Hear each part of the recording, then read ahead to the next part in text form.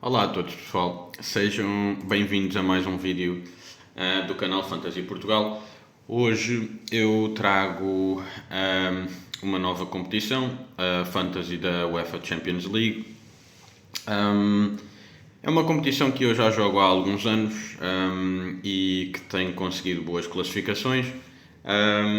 O ano passado consegui mesmo ficar no top 1%. E em anos anteriores eu acho que tenho já três vezes no top 10 também. Portanto, é uma competição que eu até tenho algum sucesso e dá-me, obviamente, mais vontade de continuar a jogar esta competição.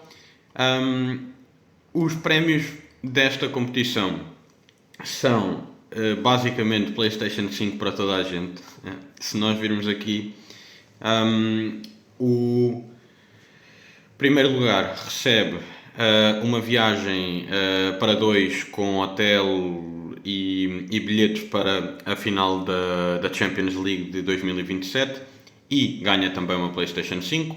O segundo lugar ganha uma camisola da equipa que quiser, das equipas que estiverem na competição. E o terceiro lugar recebe uma cópia do EA Sports FC e ainda uma bola de jogo, não uma bola utilizada em jogo, mas uma bola exatamente igual às que são usadas em jogo. Depois, cada jornada, o vencedor de cada jornada recebe também uma PlayStation 5. O vencedor recebe uma viagem já para a final deste ano da Champions e também uma PlayStation 5, portanto, de certa forma, é um prémio tão bom como o prémio de primeiro lugar no final. E o vencedor da fase a eliminar recebe outra PlayStation 5. Portanto, é muito à base das PlayStations, havendo depois aqui oportunidades para receberem bilhetes para a final da Liga dos Campeões com a viagem paga. E são estes então os prémios da competição. Já relativamente às regras, são muito parecidas ao que vemos nas outras fantasies, começando os match days basicamente são as jornadas. Existem vários jogos em cada jornada. Isto também acontece tanto na Liga Portuguesa como na Liga Inglesa, mas existe uma pequena alteração na fantasia da Liga dos Campeões. É possível fazer substituições no final de cada dia de jogo.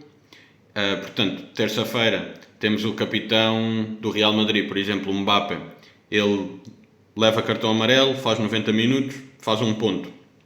Se vocês o quiserem substituir pelo Haaland, que vai jogar no último dia, podem fazê-lo, por exemplo. Portanto, é importante escolherem uma equipa forte para o primeiro dia, dentro da possibilidade. Também tem que ter algum equilíbrio, mas é importante colocar os vossos jogadores que vão jogar no primeiro dia, sem dúvida, escolher um capitão desse dia, porque depois têm no segundo ou no terceiro dia, esta primeira semana da Fantasy tem 3 dias, é terça, quarta e quinta, para depois nesses dias terem também um capitão, opções para retirarem do banco.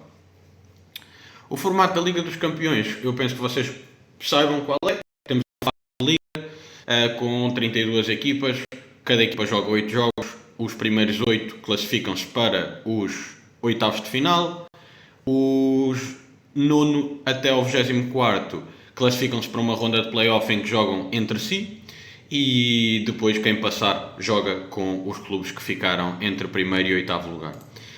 A equipa tem que ter 2 guarda-redes, 5 defesas, 5 médios e 3 avançados. E depois temos aqui o limite de jogadores por clube na fase de liga, nos play-offs, oitavos de final, quartos, meias e final, sendo então 3 jogadores, 4 e depois nos quartos começa a aumentar significativamente, 5, 6 nas meias finais e 8 na final. Para além disso, sobre as formações permitidas, etc., é exatamente igual à Liga Portuguesa e à Liga Inglesa. Tem que ter um guarda-redes, 3 defesas, 2 médios, 1 avançado. E tem que escolher um capitão também, que pontua a dobrar. E só os 11 jogadores do 11 inicial é que pontuam, que é o esperado, basicamente. Relativamente às substituições, como eu tinha dito, é possível fazer substituições durante o dia de jogo. O que não é permitido é substituir jogadores, ou seja, colocar um jogador em campo que já tenha jogado. Daí ser importante colocá-los todos logo em campo e depois no banco estarem os jogadores que jogam nos dias a seguir.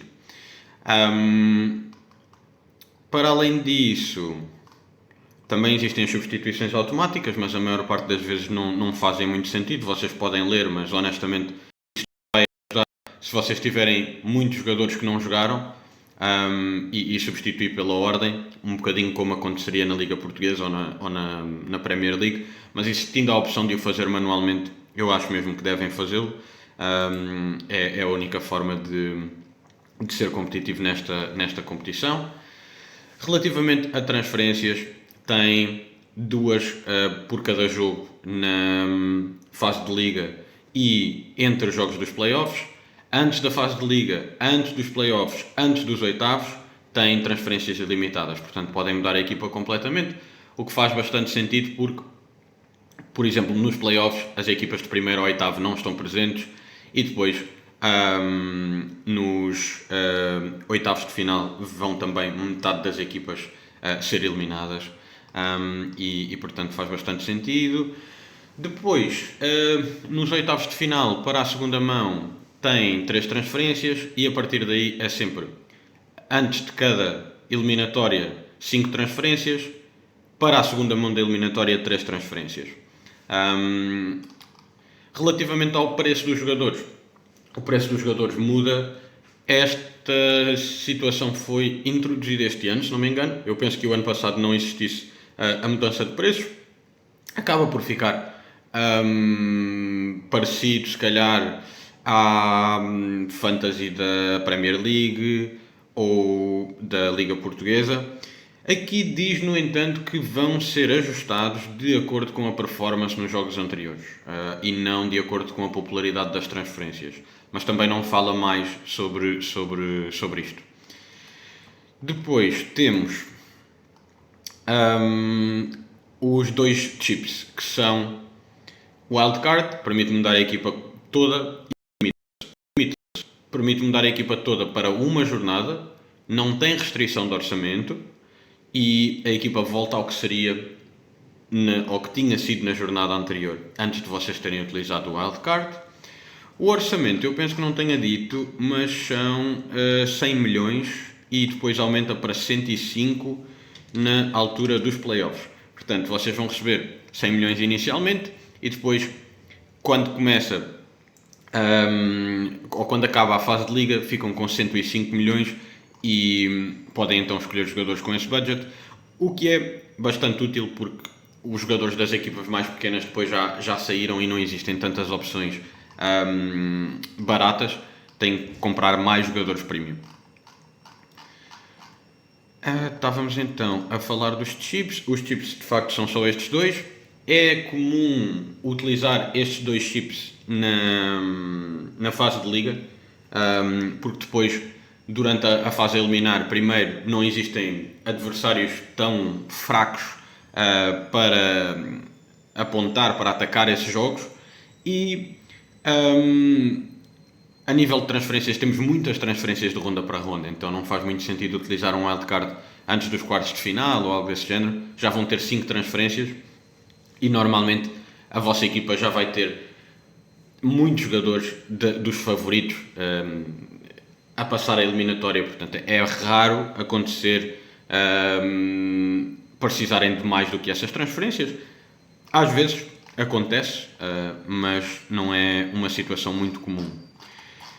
E depois, ainda relativamente às regras, a nível de pontos, temos aqui uma tabela que dá bastante jeito. Marcar golo dá 6 pontos a guarda-redes e defesas, 5 a médios, 4 a avançados. As clean sheets, 4 pontos a guarda-redes e defesas, 1 ponto a médios. Cada golo sofrido retira um ponto aos guarda-redes e aos defesas.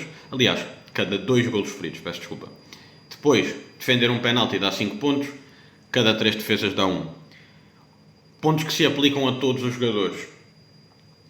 Participação no encontro, 1 ponto, mais de 60 minutos, mais 1 ponto. Golo fora da área, mais 1 ponto.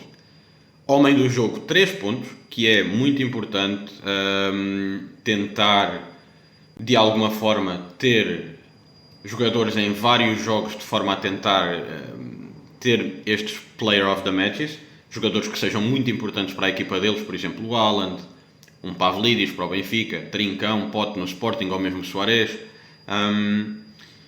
Assistência 3 pontos, 3 bolas recuperadas 1 ponto, se ganharem um penalti faz também 2 pontos, menos 1 do que a assistência. Sofrer um penalti, menos 1 ponto. Falhar um penalti, não, aliás, não é sofrer um penalti, é cometer o penalti, menos 1 ponto. Falhar o penalti, menos 2. Cartão amarelo, menos 1. Cartão vermelho, menos 3. E finalmente, autogolo, menos 2. As clean sheets só são atribuídas a jogadores que jogaram pelo menos 60 minutos, tal como nas outras fantasies. E são estas as nossas regras. Olhando ao calendário, temos este calendário preparado aqui pelo BFF Bobby, que está ordenado por nível de dificuldade. Eu penso que tenha sido utilizado o coeficiente da UEFA para medir este nível de dificuldade, mas não tenho exatamente a certeza quais é que foram os parâmetros. Mas permite-nos ter uma ideia de qualquer forma, que é o que nós queremos. Temos então o Barça com o calendário mais fácil, em grande parte por jogar com Copenhague, Olympiacos em casa, Bruges, Slavia de Praga fora, que são jogos relativamente fáceis dos potes mais baixos. Tem um jogo contra o PSG em casa, Chelsea fora, são os jogos deles do pote 1, diria. Exatamente. E temos depois Newcastle fora, também não é um jogo necessariamente fácil, mas podem ter uma ideia então o motivo da ordem destes calendários. E se forem ver, lá em baixo temos clubes como o Karabakh, como a Union Saint-Gilloise, que têm de facto calendários mais complicados, tudo a vermelho. Depois temos que tentar perceber quais é que são as melhores jornadas para utilizar o Wildcard e Limitless. Historicamente, eu tenho utilizado sempre um destes bónus na jornada 8, em que nós já vamos saber os 11 e os clubes jogam todos ao mesmo tempo. Vão haver clubes já classificados, mas imaginemos, por exemplo, que o Arsenal não está classificado e vai jogar contra o Kairat Almaty em casa. Temos a certeza do 11. É uma jornada muito boa para atacar, para utilizar o bónus. É uma jornada historicamente bastante boa para o fazer.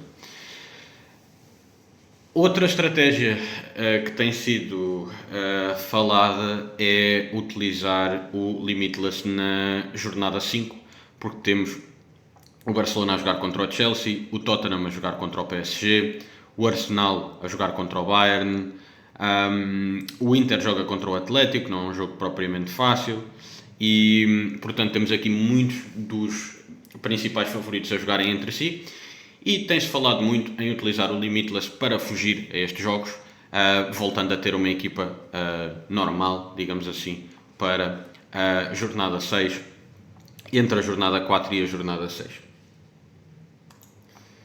O FF Bobby também tinha feito no vídeo de YouTube que ele fez para a estratégia aqui. Este gráfico só tem os jogos favoráveis, em que ele quer demonstrar a utilidade de utilizar o Limitless neste Matchday 5 para fugir. A estratégia que ele vai utilizar, e é por isso que ele também tem apontado na primeira jornada, é fazer uma equipa para a primeira jornada, utilizar o Wildcard na segunda jornada e depois levar essa equipa até à jornada 5, usar o Limitless e a equipa até à jornada 8. Eu pessoalmente não planeio utilizar o Wildcard na segunda jornada, Não acho que seja não acho que seja uma boa decisão e, portanto, vou fazer a minha equipa para a jornada 1. Entendo que vou ter alguns jogos mais complicados, por exemplo, eu tenho o Olise na minha equipa que joga contra o Chelsea, e pronto, é normal que possa de facto perder alguma vantagem para treinadores que o vão fazer, mas vou ter mais tarde o wildcard para atacar, por exemplo, uma jornada como a jornada 7, como a jornada 8. Depende um bocadinho depois como é que tiver a tabela final, quais é que são os clubes que precisam de pontos, etc. O ano passado, o PSG e o City estavam a lutar por pontos na jornada 7 e na jornada 8. Podíamos perfeitamente selecionar jogadores destas equipas com uma certa garantia de que eles iriam ser titulares. E vou então mostrar-vos a equipa que eu decidi escolher. Queria, antes de olhar para a minha equipa, mostrar-vos apenas as odds de clean sheets desta jornada, que tem o Sporting e o Benfica no topo, talvez surpreendentemente, mas o principal motivo é os adversários que vão enfrentar, o Kairat e o Karabag, seguidos depois de PSG, Olympiacos, Real, City, Tottenham, Arsenal e talvez para terminar aqui a parte de cima, Bayern e Liverpool, que já têm odds menos fortes para manter essa clean sheet. E ainda outra coisa que vos queria mostrar era as odds do melhor marcador. Obviamente que são idênticas ao que vemos também nas clean sheets. Temos o Real, ou neste caso o Mbappé, no topo da lista, seguidos de Luís Suárez, Pavlidis, Kane, Haaland, Trincão, e depois temos Jonathan David, Osimhen, Gonçalo Ramos, Icardi, o Ivanovic, que não sei sequer se vai ser titular, mas aqui as odds são feitas com essa ideia de que se ele for titular tem esta chance de marcar. O Pote aparece um bocadinho mais em baixo, 39%, e de facto eu vou deixar o link na descrição caso vocês queiram olhar em mais detalhe para esta informação. Agora sim podemos olhar à minha equipa. Olhando então à minha equipa, esta é a equipa que eu tenho selecionada neste momento. Não me parece provável que venham a existir muitas alterações a esta equipa, honestamente, mas ainda há aqui alguns jogadores que eu estou a considerar. Na baliza, as minhas escolhas foram o Juan Garcia e o Vicário. Se nós virmos os guarda-redes mais selecionados, vemos que o Juan Garcia está aqui em cima. Também está o Raya, o Courtois, o Jan Sommer, e de facto o Courtois, por exemplo, tem um calendário bom, tal como o Arsenal. Tem um jogo contra o Atlético de Madrid na jornada 3, depois na jornada 5 nós sairíamos com o Limitless. As minhas opções acabaram por ser o Juan Garcia e o Vicário, muito por causa do calendário. O jogo mais difícil que o Chelsea tem provavelmente é o jogo contra, aliás, que o Barcelona tem, é o jogo contra o Chelsea na quinta jornada. De facto o início não é propriamente um início fácil com o Newcastle fora PSG em casa, mas o Newcastle não tem o nível do Barcelona e o PSG vai estar a jogar fora, portanto. E de qualquer forma, o principal motivo para escolher o Juan Garcia é o preço de 4,5 milhões e a possibilidade de rodar este guarda-redes com o Vicário, que tem, pelo menos nas primeiras 4 jornadas, eu confirmei, jogos sempre em dias diferentes. E portanto, isso permite-me ter sempre 2 guarda-redes para cada jornada e ir rodando entre eles.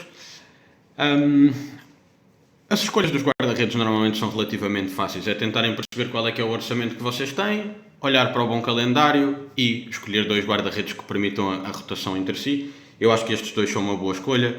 O Chevalier também é uma boa escolha, também é 4,5, mas o calendário deles inicialmente é se calhar um bocadinho mais difícil do que o do Barcelona, porque tem Barcelona fora e Bayern em casa.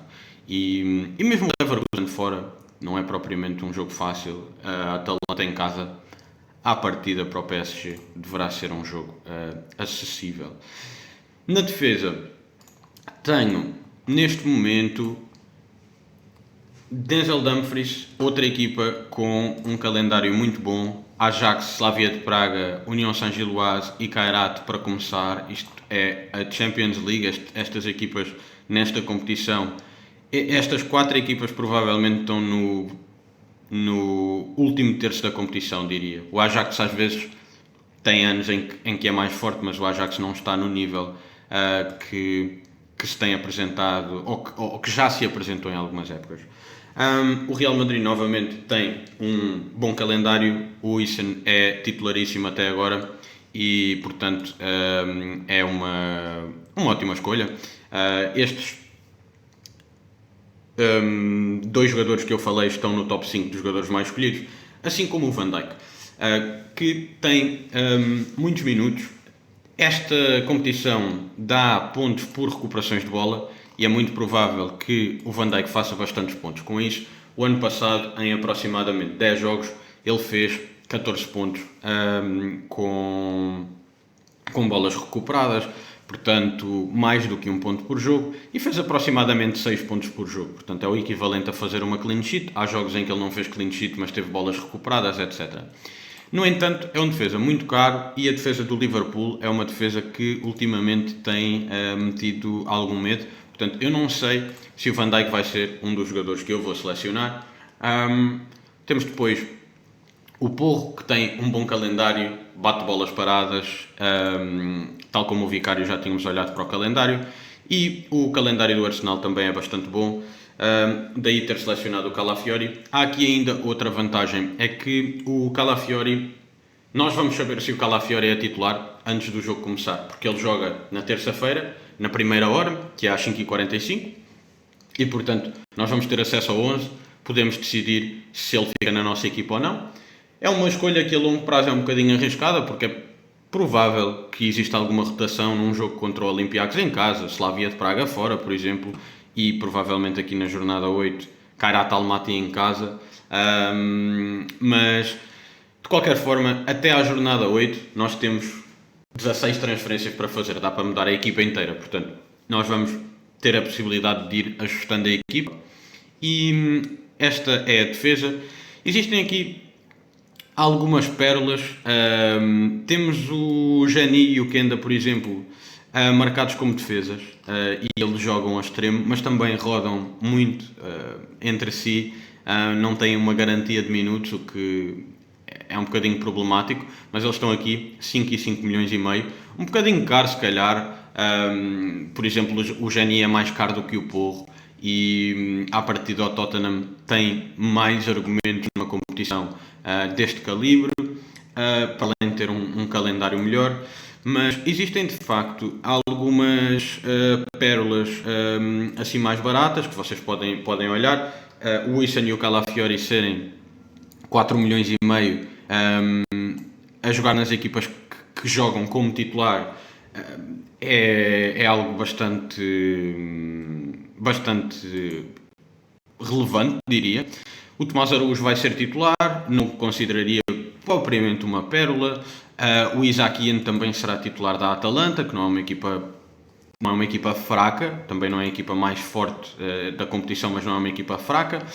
O Ben Sebaini de Dortmund tem um calendário relativamente favorável até aqui ao final, em que joga Tottenham e Inter, e de facto também custa 4,5. Tem Juventus fora, City fora, não é o calendário mais fácil, mas também não tem o pior calendário da competição. E há outros jogadores, temos aqui o Inácio, o Bellanova da Atalanta, é um nome relevante para esta discussão.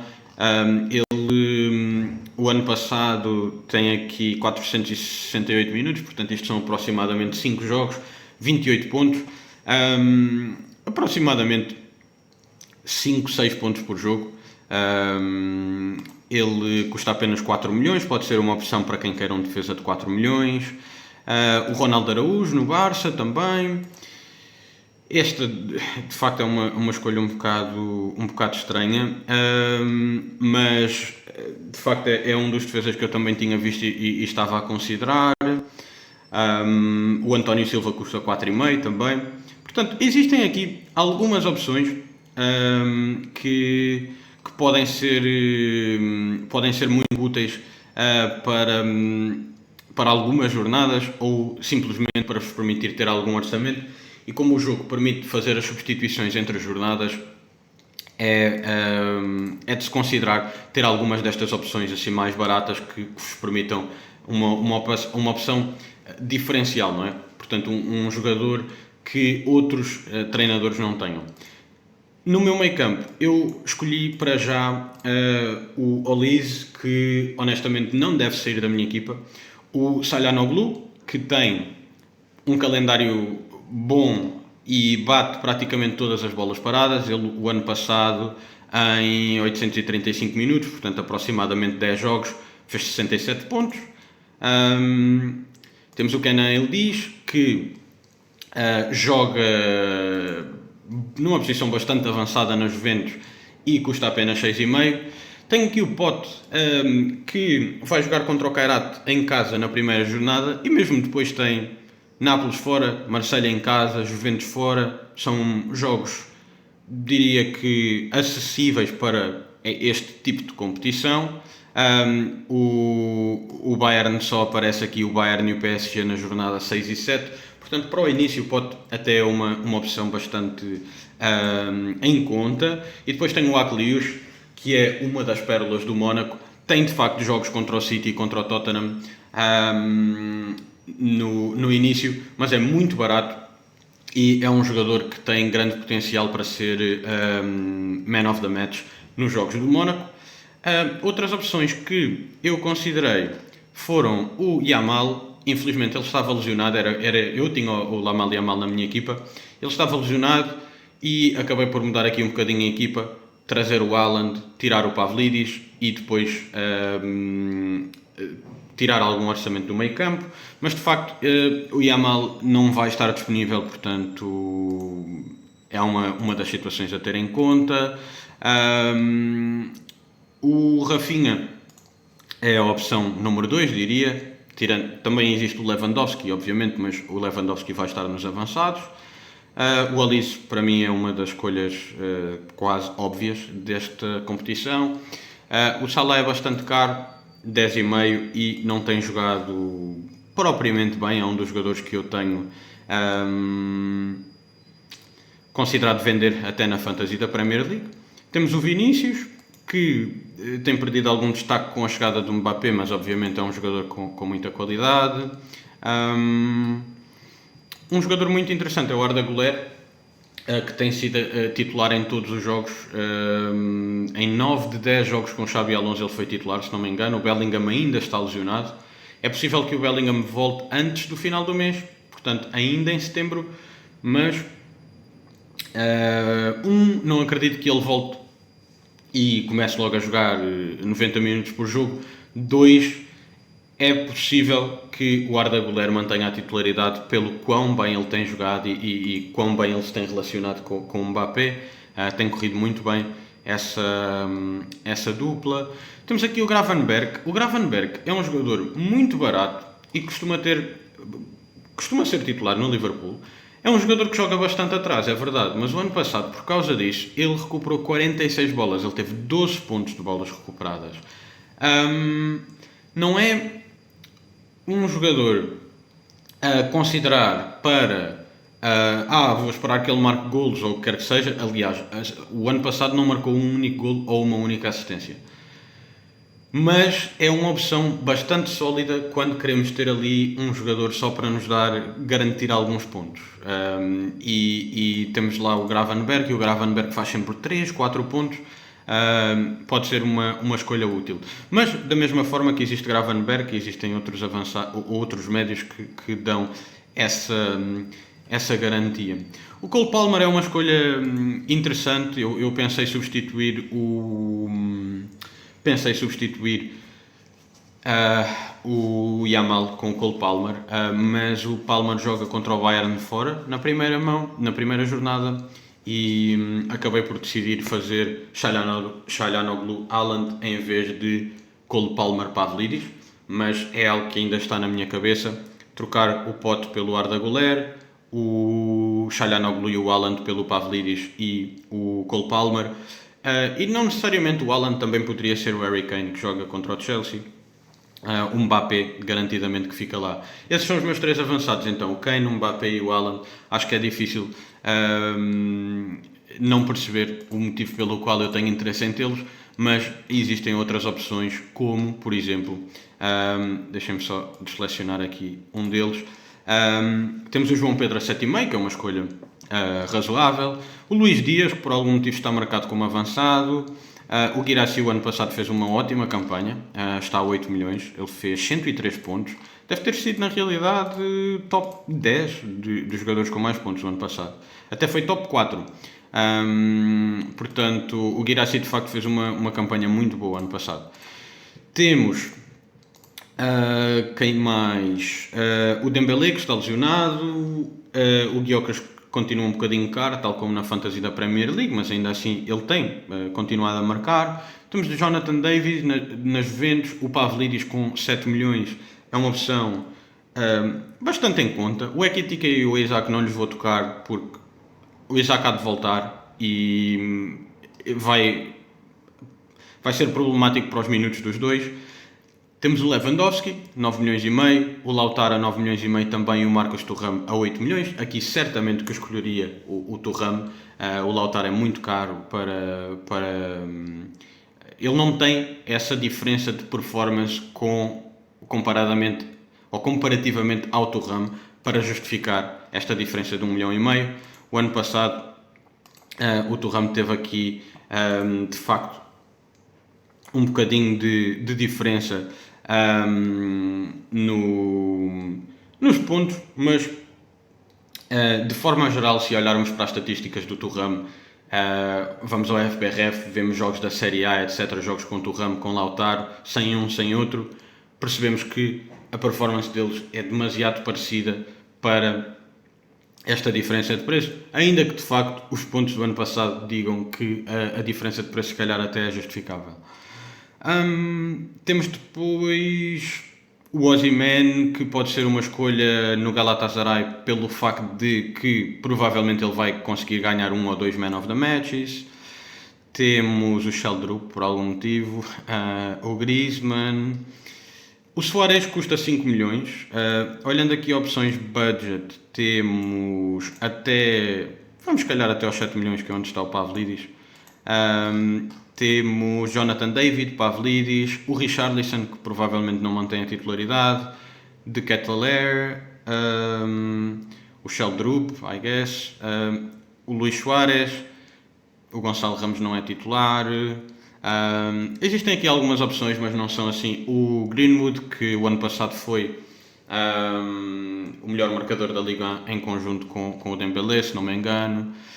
Portanto, existem de facto algumas opções e aqui em equipas mais fracas, como o Olympiacos, por exemplo, temos alguns dos titulares aqui.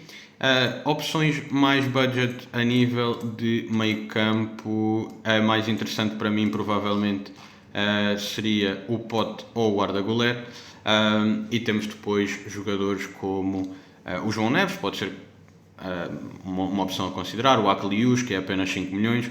Aqui os médios do Bruges, o Van Aken e o Sainz. O Sainz costuma ter muitas recuperações de bola, o ano passado fez 10 pontos só de recuperações de bola.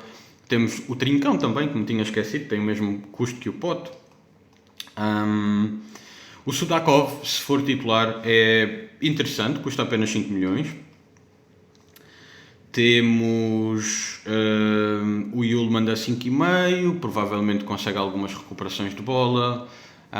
Portanto, existem aqui algumas escolhas que vos permitem brincar um bocadinho e fazer utilizar jogadores premium na vossa equipa. Como vocês podem ver, eu tenho 2 defesas premium, tenho 3 avançados premium. Se calhar o Olise até pode ser considerado um médio premium, mas aqui a 8 milhões acho que é um bocado médio. E esta é a minha equipa para já. Quando selecionarem as vossas equipas, tenham atenção quando é que vão ser os jogos de cada uma, se vão ter jogos em datas diferentes. Eu tive algum cuidado com isso. Tenho aqui, por exemplo, o meu capitão no dia 16 vai ser o Mbappé. Aliás, eu vou voltar aqui à My Team e vou-vos mostrar como é que está. Portanto, eu tenho os jogadores de 18 de setembro estão todos no banco e depois tenho jogadores de 16 e 17 de setembro a titulares.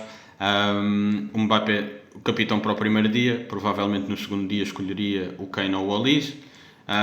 E depois, no terceiro dia, ainda tenho a possibilidade de colocar como capitão um jogador como o Haaland, como o Pedro Gonçalves, que têm jogos. O Haaland não tem um jogo propriamente fácil, mas é uma equipa superior ao Nápoles a jogar em casa e o Haaland de facto é o ataque do City, quase, desde que saiu o Mahrez.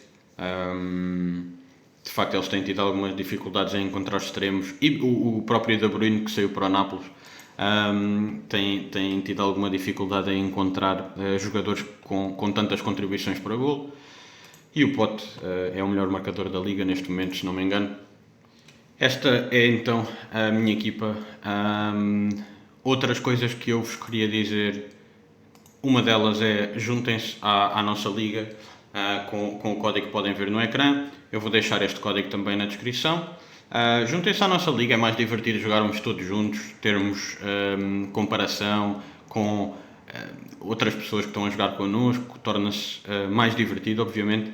Se quiserem alguma informação, por exemplo, batedores de bolas paradas, o FF Bobby também fez aqui uma partilha de outro criador que tinha feito esta imagem com todos os marcadores de penaltis, livres, cantos.